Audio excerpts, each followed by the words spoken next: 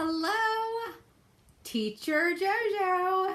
I just completed, I'm always saying just because I like to record these videos right after things happen. You can tell I just finished my very first unit assessment, and it went by very quickly. I honestly was a little overwhelmed at first because there are 45 slides, I think, on lesson 2 unit assessment. And this is also a short notice class. So I woke up this morning and had a notice on my phone that I was teaching a unit assessment for level 2. So it's 7 o'clock. So I quickly went through the slides, saw there are 45 slides. The great thing is that most of the slides are part of this little game that you play, that you go through. I actually put it on a board. I already took it apart, but you put it on a board. I put it on a board where it said level 1 through 5 and then finished. And here's the thing about, I got so caught up with moving Mike, because he chose Mike or Meg. He chose Mike. I got so caught up doing the levels that I forgot to do the stars at the same time. So at the very end, I looked up and I saw that there were 5 blank stars. So I gave him all 5 stars. And then we sang the goodbye song. It was London Bridges. Not London Bridges. There was a song that we needed to sing, and then we went to the goodbye slide, and then that was it. And I hit like 25 minutes after that, so I knew I needed to go. But it didn't go as fast as I thought it would be, because I also extended a lot of the slides to make it longer, because he was flying through them, which is great because he knew his stuff. Obviously, he was taught very well, and he knows what he was doing. So I flew through the slides and had to extend on some of them, because there are some slides that you're able to extend. And then I kept going. I kept looking at the clock, checking to make sure that I wasn't too far behind or too far ahead. And if I needed to, then I needed to extend. And then we finished. But I read in the teacher comments, because he's been taught before. I think he's had like 30 classes beforehand. So he knew what to expect. And it said in the teacher comments that he loved Dino, that he loves his Dino. So he had his Dino, just like the teacher comments said, and he did get very distracted with Dino. So I kept saying, when I gave him a high five, I needed a Dino high five. Dino, I high five Dino. So I involved Dino, since he loved Dino, and he kept showing me Dino, and I'd ask, where's Dino, if he wasn't in the screen, and he'd show me Dino. I don't have a Dino, but he'd show me Dino. So I think that helped, including Dino with this unit assessment, just because he loves Dino, which is great. So I included Dino. And here's the thing about the comments section. Like, you also have to do fill out a questionnaire, like fill out how he's doing in the slides. And so based on all these YouTube videos, I made my screen, fixed it so it was only 70%, and then opened up the feedback and put that at the bottom. So while I was going through the slides, I could click 1, 2, or 3 on each section and then go through the section. So there's a lot to do. Not only was there moving Mike, getting through the levels, but also making sure to answer whether or not he did 1, 2, or 3 on each slide.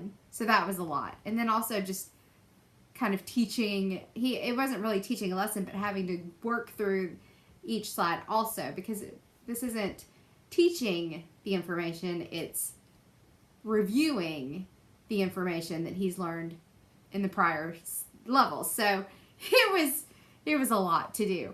And then when we finally finished and I did the feedback, the big unit assessment feedback, I filled it out while we were going through it, but then I also wrote down on a sheet of paper 1, 2, or 3 I wrote down 18, because there were 18 slides that he had to go through.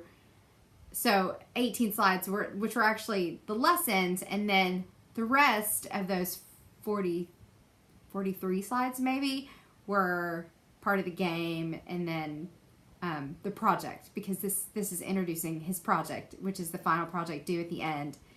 So I wrote down on a piece of paper, just plain notebook paper, 1 through 18, and then wrote 1, 2, or 3 next to that. So then if I accidentally lost the feedback, then I'd know which, what he did, because he did very well. He scored pretty much all 3s except for 2. So he knew his stuff. So thank you to the teachers beforehand. You taught him very well. Very well. But he was cute. He was very cute. And that Dino, he loved his Dino once again. But, so this unit assessment is a big deal. Just because there are 45 slides, you have to get through them. But once again, there are 18 that you're actually grading. So the rest of them are part of the game, an introduction, and goodbye, the song, plus the project. So it's really not that. It just seems daunting because you open it up and there are 45 slides. And then zooming your screen down, or actually lowering it to view at 70 to 80% is good. And then having the feedback at the bottom, which I chose to have it at the bottom. So the window is at the top. The lesson is at the top with the student and you. And then at the bottom, it's the feedback section that I was clicking through, while I was also clicking up at the top with the window, and then also paying attention, like waving and saying hi. And sometimes he would get lost and I'd say, "Where's Ming Ming?" And then he'd pop back up. So he was very fun and distracting, and he just wanted to play throughout the assessment, which was fine. And that's what I did. I played with him through with Dino and giving Dino high fives and playing that "Where is Ming" game. So it was good. So zooming was good. Doing the comments was good at the same time. Writing them down before submitting, I wanted to make sure that I wasn't going to lose all that, because I didn't want to have to try to remember 18 grades for all the 18 slides. So that was a good idea. Zooming, writing down the answers, or actually what he got on a separate sheet of paper, just in case the feedback got lost. And then for the comment section, this is for parents to view. So when you're writing your comments, make sure that you're writing them so that the parents, because this is what the parents are going to be reading. And I kept looking online, saying, who's going to read this? Is it just the parents, or is it for the teachers, like the next teachers? So who's going to read it? So finally I got an answer on Facebook, because I'm on a great Facebook page for hired VIPKID teachers, and they answered it. So I waited and waited before I submitted to make sure that who was going to read this, because I wanted to make it specifically directed to whoever was supposed to be reading it. The audience, which was the parents, I found out. So I made sure that my comments on that UA assessment feedback form were directed to the parents. And I also did Google Translate.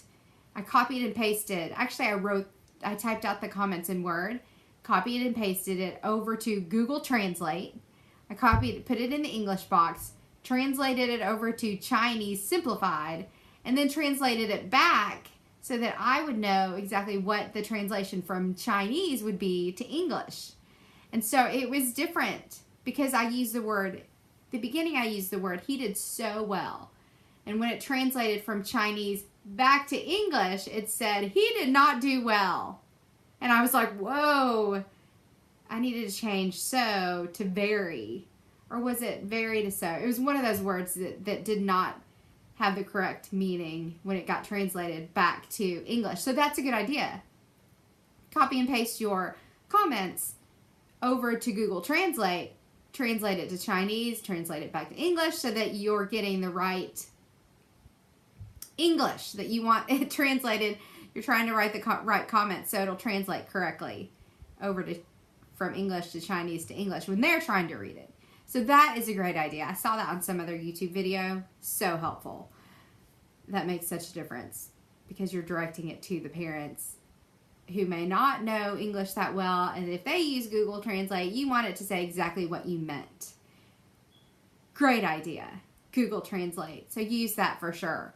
So my tips are to zoom, make your screen at least 70 to 80% so that you can have the window with you and him and this lesson at the top, and then underneath open up that feedback so that feedback's at the bottom so you can make sure, so you can click through that, answer how he's answering, and then you're clicking that, and then you're clicking up at the top to get through the lesson. So that is a good idea. And then also Google Translate.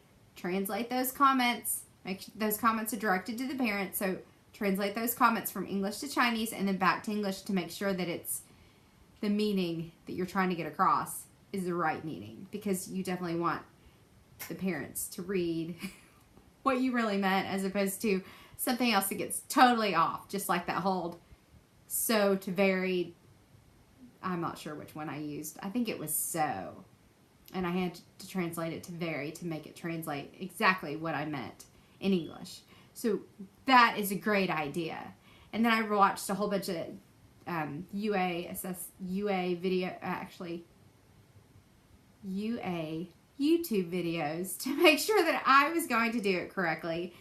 And so hopefully this video will help you get through that unit assessment well, because it's not as daunting as it looks with the 45 slides. Like I said, there's only 18 that you're actually going through, and the rest are not fluff, but the rest are part of that game that's like the secondary reward. And also don't forget to give stars.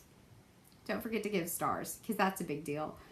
Thankfully I caught that, because that would have been horrible not for him not to get his stars. So, do the Zoom. 1, do the Zoom. 2, the feedback. Make sure that the feedback's at the bottom.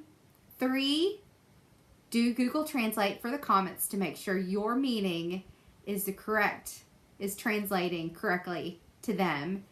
And then don't forget to give the stars. There's no need to do a secondary reward system because you've got the stars. Just don't forget to give them. And then the game, it's a game, so that's really the secondary reward. So don't even worry about spending a lot of time doing, yeah, you got a Paw Patrol, or you get a sticker, or you don't need to do that. Just stick with the stars and the game, getting Mike or Meg through the game. And that's it. And it's great. So, whew, that was a lot. You can tell I just got through this because I've got my orange shirt, my red lipstick, way more makeup than normal. So, there you go. Those are my hopefully helpful tips, I guess, to help you get through your first VIPKID unit assessment. So, good luck and thanks for watching. If you need any help, my referral code's listed at the bottom. That my email's listed. It's different from the YouTube video one, but feel free to comment or email or anything. I'll be happy to be your referral. I'll be happy to walk you through this stuff because it's a lot. There's a lot to do. It doesn't seem like when you're signing up, you're like, I'm going to teach kids English, but there's a lot to do, and it's all worth it. It's all worth it. So good luck, and I'll see you later. Bye.